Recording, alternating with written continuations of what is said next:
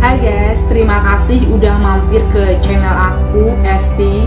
Channel ini menceritakan tokoh-tokoh dunia. Aku berharap channel ini menambah wawasan kalian dan dapat diambil hikmahnya. Jangan lupa ya teman-teman, like, comment, share, dan subscribe. Ya, langsung aja kita bahas mengenai diskriminasi Einstein dan keikutsertaan dia terhadap Perang Dunia Kedua. Langsung aja guys, Einstein mengunjungi New York pertama kalinya pada tanggal 2 April 1919. Einstein mengunjungi New York pertama kalinya. Di sana ia disambut oleh wali kota John Francis Hyland. Tujuan di AS dia tuh memberikan kuliah dan seminar selama 3 minggu. Dia juga memberikan seminar di Universitas Columbia dan Universitas Princeton. Dia juga mengunjungi Gedung Putih dan Akademi Sains Internasional di sana.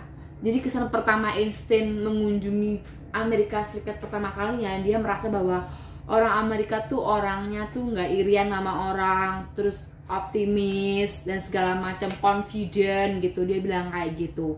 Terus pada tahun 1921, Einstein ini dikunjungi oleh seorang biokimiawan dan presiden organisasi Zionis dunia, yaitu Chaim Weizmann, untuk membantu mengumpulkan data untuk mendirikan universitas di Israel. Dan si Einstein ini ngasih suggest gimana kalau di Israel ini membuat universitas pertanian, kimia, terus mengolah tanah yang belum tergarap ini gitu. Dia tuh ngasih saran gitu sama si Chaim ini. Terus ngasih saran juga bahwa dia juga mestinya harus membuat universitas masalah mengenai bahasa Arab, karena pengetahuan ilmu itu sangat penting. Si Albert kalau nggak salah selebihnya bilang gitu sama si Chaim ini. Terus tahun 1922 Einstein ngunjungin Asia, yaitu Singapura, Jepang, India, dan Palestina. Pada saat itu dia ngunjungin Jepang dan ia menyampaikan pidatonya di ribuan warga sana, dan dia memberikan kuliah di sana. Einstein tuh disambut orang di Jepang sana dengan hangat dan disambut juga sama kerajaan Jepang. Ada seorang kurir ngasih pesan ke Einstein. Waktu itu Einstein tinggal di sana di Hotel Imperial Hotel. Nah, waktu itu Einstein memberikan upah untuk kurir tersebut yang ngirim pesan kepadanya, namun kurir tersebut tuh kayak nolak uangnya si Einstein. Terus akhirnya Einstein tuh, wah orang ini nggak boleh aku keluar dengan tangan kosong. Ya udah deh, kalau dia nggak mau uang, aku kasih 2 lembar suratnya. 2 lembar surat itu merupakan kata-kata mutiaranya Einstein yang dikenal, yaitu teori kebahagiaan Einstein. Kurang lebihnya kata-kata tersebut yaitu seperti ini ya: hidup yang tenang dan sederhana memberikan lebih banyak kebahagiaan dibandingkan mengejar kesuksesan yang terus terikat dengan ketidaktentraman. Wow, keren banget.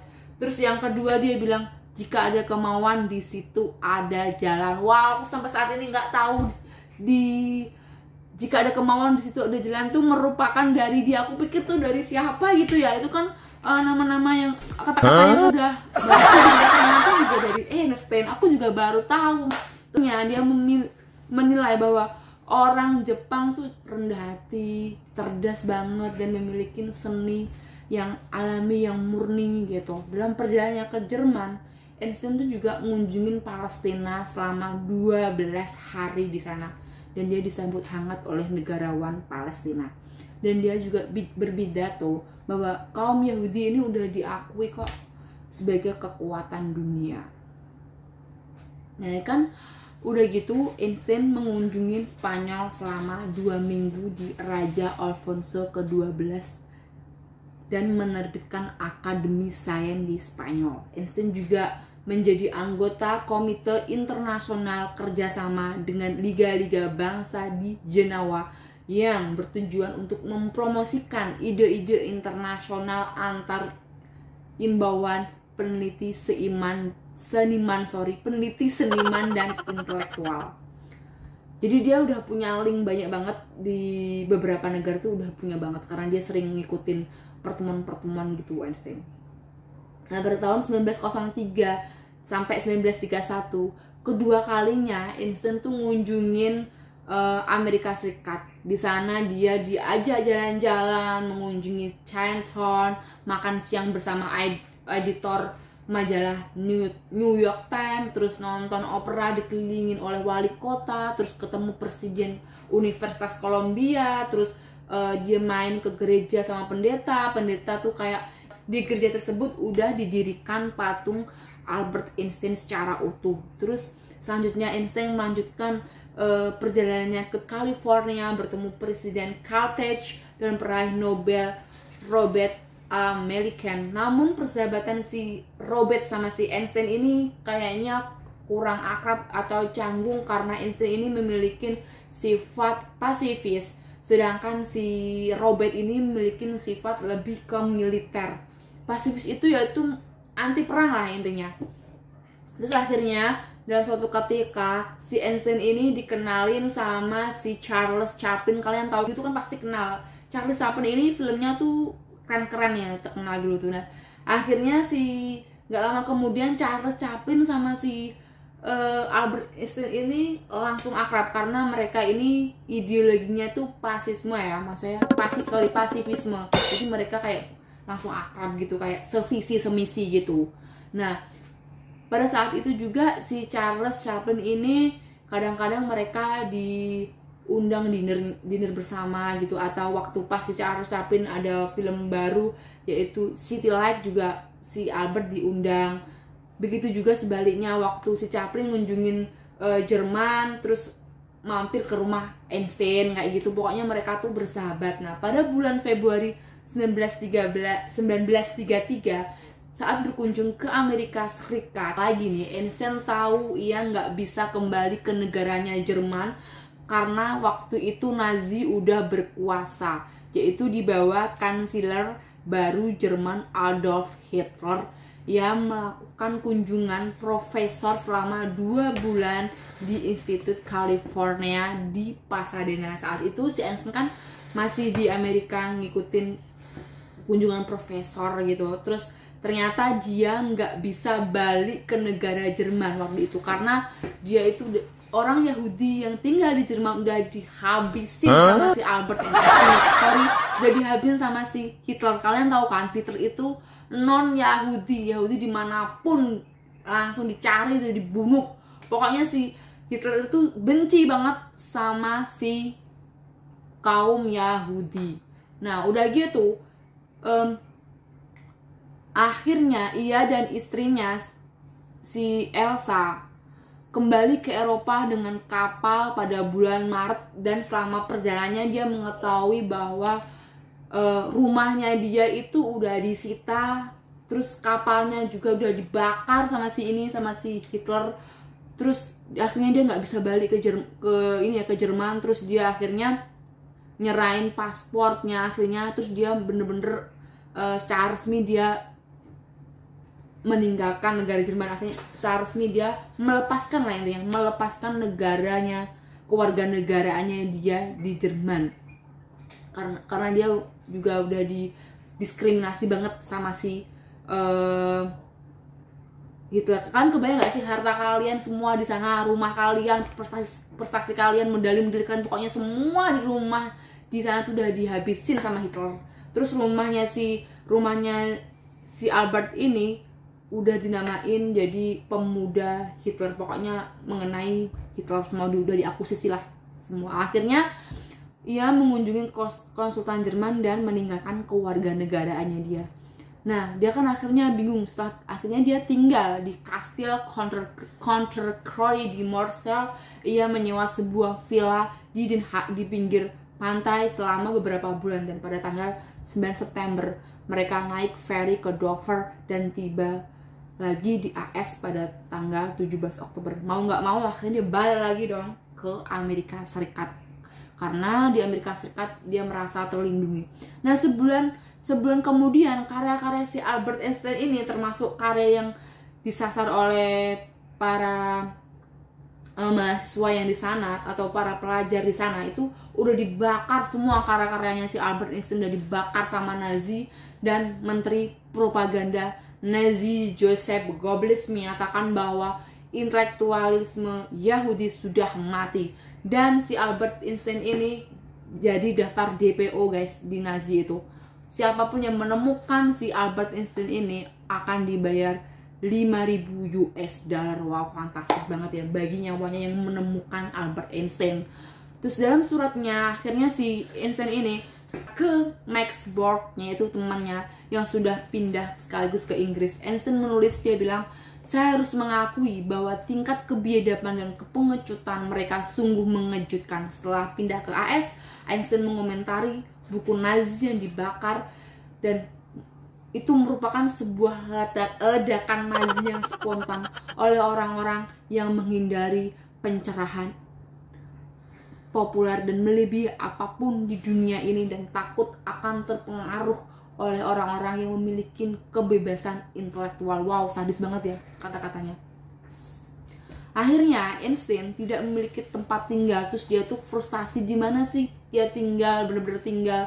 Terus gimana orang-orang yang sesama kayak gue, kayak selaku orang Yahudi di Jerman, gimana diapain, terus kerja di mana, nasib-nasibnya orang Yahudi yang lain tuh di mana. Dia tuh kepikiran guys, kan dia merasa sesama orang Yahudi, terus sesama golongan. Akhirnya ia menyewa rumah di Den Haag di Belgia, tempat ia untuk stay beberapa bulan di sana. Si Einstein ini akhirnya berangkat ke Inggris. Di sana ia menetap selama 6 minggu atas undangan pribadi temannya yang bernama Britannia Raya Oliver Locke-Columbus. Nah, si Britannia Raya Oliver ini merupakan komandan angkatan Laos gitu. Waduh, si Einstein ini kan punya linknya baik banget teman. Orang-orang pejabat semua, orang-orang penting semua di seluruh dunia tuh dia berteman. Akhirnya Einstein itu dilindungin oleh temannya itu sampai Einstein itu dikawal 2 orang asistennya si Locke-Columbus itu untuk mengawasi dan menjaga Einstein biar dia tidak kebunuh atau biar dia tuh aman guys dari serangan si Nazi tadi. Nah, akhirnya Locke-Columbus ini mengajak Einstein bertemu dengan temannya itu bernama Winston Churchill di rumahnya, dan Austen Chamberlain serta mantan Perdana Menteri yaitu Lord George. Einstein meminta bantuan mereka untuk mengeluarkan ilmuwan Yahudi yang terjebak di negara Jerman. Nah, di Jerman atau enggak, orang-orang Jerman ini, orang-orang Yahudi yang tinggal di Jerman ini harus diselamatkan, harus ngasih kerjaan gitu. Tolong dong orang Yahudi ini cariin kerjaan, gimana pokoknya harus bantu orang-orang Yahudi. Temannya si Einstein tugas, jadi dia merasa khawatir kalau orang-orang tersebut dibunuh dan nggak dikasih kerjaan, gimana hidupnya mereka, gimana populasinya mereka tuh gimana kayak gitu. Dia tuh khawatir banget. Kemudian hubungin juga para pemimpin negara Palestina, negara-negara yang lain juga untuk ngasih kerjaan sama orang-orang Yahudi. Locke-Columbus juga mengajukan revisi undang-undang ke parlemen dalam rangka menawarkan kewarganegaraan terhadap Albert Einstein. Dan dia juga berpidato bahwa warga negara dunia harusnya ditawarin atau menawarin Albert Einstein ini sebagai tempat perlindungan atau tempat tinggal sementara. Namun revisi undang-undang tersebut itu ditolak mentah-mentah. Akhirnya si Albert Einstein ini menerima tawaran sebelumnya, yaitu kembali ke Amerika Serikat dan menjadi dosen tetap di Universitas Advanced Study di Princeton, New Jersey, Amerika Serikat. Di sana dia mendapat perlindungan bagi para ilmuwan yang melarikan diri dari Jerman atau serangan Nazi. Dan pada saat itu sebagian besar juga mahasiswanya tuh tidak ada loh, nggak ada di sana mahasiswa yang orang-orang Yahudi itu nggak ada, hampir bahkan sedikit sekali di sana yang kelihatan mahasiswanya tuh orang Yahudi. Jadi dia itu kayak serangan kekhawatiran banget lah bagi si Albert ini guys. Nah, pada tahun 1939 sekelompok ilmuwan Hongaria termasuk fisikawan Leo Szilard berupaya untuk memperingatkan Washington mengenai penelitian bom yang dilakukan oleh Nazi yang sedang berlangsung pasca Perang Dunia kedua.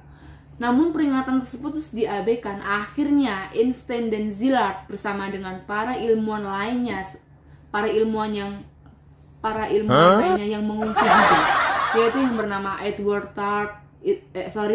Teller, terus Eugene Wiener. Jadi para ilmuwan itu datang ke Einstein meminta dukungan, dan mereka tuh nulis surat yang ditujukan ke presiden Amerika, yaitu Roosevelt, untuk ngasih tahu bahwa si Nazi ini, si Jerman ini udah ngelola bom nuklir, terus pasti dia udah memodifikasi lain. Nah, akhirnya dengan hal tersebut si Roosevelt tuh menerima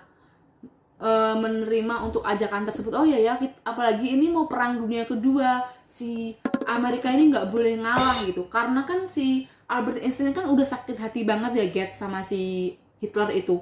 Jadi dia berusaha sekuat tenaga untuk mempengaruhi atau ngasih peringatan ke Amerika Serikat. Akhirnya Amerika Serikat setuju, dan si Albert Einstein ini juga punya channel atau deket juga sama kerajaan Belgia, sehingga Belgia ini akhirnya bersekutu dengan Amerika Serikat melalui Gedung Putih. Terus gara-gara ada Albert Einstein ini sebagai perantara, akhirnya menggelontorkan cukup banyak uang untuk proses ini, penelitian pengembangan nuklir ini. Akhirnya proyek tersebut bernama Proyek Manhattan yang terkenal itu. Nah, bagi Einstein, perang itu merupakan penyakit dan ia menyarukan perlawanan terhadap perang. Tapi orang-orang tuh berpikir bahwa dia tuh udah melanggar prinsipnya sendiri, guys. Terus menurut kalian gimana, guys? Udah gitu, dia itu juga merasa bersalah banget akibat yang terjadi di Perang Dunia Kedua. Kan kalian tahu ya, Perang Dunia Kedua siapa sih guys yang menang? Perang Dunia Kedua adalah Amerika Serikat. Jadi dia merasa bersalah banget terjadinya perang. Tapi dia juga berpikir bahwa ya udahlah, lagian juga aku juga suka sih sama perang gitu. Tapi juga ini juga Jerman ini juga kurang ajar banget, alias juga semena-mena gitu. Jadi ya kayak balance gitu. Dia juga merasa bersalah atas perangnya terjadi Perang Dunia Kedua. Sebelum kematiannya si Albert Einstein ini, ternyata Albert ini menulis surat terhadap sahabatnya, yaitu bernama Linus Pauling, yang menyatakan bahwa saya membuat satu kesalahan besar dalam hidup saya ketika saya menandatangani surat kepada Presiden Roosevelt yang merekomendasikan agar bom atom dibuat. Tetapi ada beberapa pembenaran bahaya yang akan dipicu oleh Jerman. Menurut kalian gimana guys suratnya? Jadi dia merasa bersalah karena ikut andil dalam Perang Dunia Kedua, tetapi juga ada pembenaran bahwa memang Jerman juga perlu dikalahkan. Jadi gimana guys kesimpulannya? Menurut kalian gimana? Menurut kalian Albert Einstein ini kejam atau pembalas dendaman terhadap diskriminasi oleh Nazi sebelumnya? Gimana guys menurut kalian? Komen di bawah.